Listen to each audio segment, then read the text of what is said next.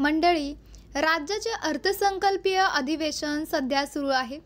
या अर्थसंकल्पीय अधिवेशनामध्ये सत्ताधारी आणि विरोधकांमध्ये जोरदार खंडाजंगी पाहायला मिळत आहे। आज विधानसभेच्या कामकाजादरम्यान धनंजय मुंडे यांच्या राजीनाम्यावरून विरोधकांनी आक्रमक भूमिका घेतल्याचे पाहायला मिळाले। काँग्रेस नेते नाना पटोले, जयंत पाटील यांनी धनंजय मुंडेंचा राजीनामा खरंच झालाय का असा महत्त्वाचा सवाल करत सभागृहात गोंधळ घातला।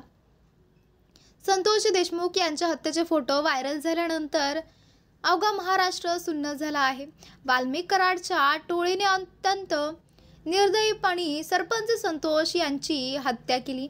या हत्येच्या घटनेनंतर जनतेचा उद्रेक वाढला आणि मंत्री धनंजय मुंडे यांनी आपल्या मंत्रिपदाचा राजीनामा दिला। मात्र आता धनंजय मुंडेंच्या राजीनाम्यानंतर विरोधकांनी विधानसभेत मोठा गदारोळ करत सरकारला सवाल विचारला आहे। राज्याच्या एका मंत्री महोदयाचा राजीनामा झाला आहे असं आम्ही ऐकतोय, मात्र अजूनपर्यंत सभागृहामध्ये सरकारच्या वतीने काहीही अवगत केलेले नाही। बाहेर फक्त घोषणा झाली। प्रथा आणि परंपरा या नेहमी आपण सर्वांनी पाळलेल्या आहेत। हा सभागृहाचा अवमान आहे। धनंजय मुंडेंचा राजीनामा खरंच झालाय का हे आम्हाला सभागृहात अवगत केलं पाहिजे, ही आमची मागणी आहे असं नाना पटोले म्हणाले।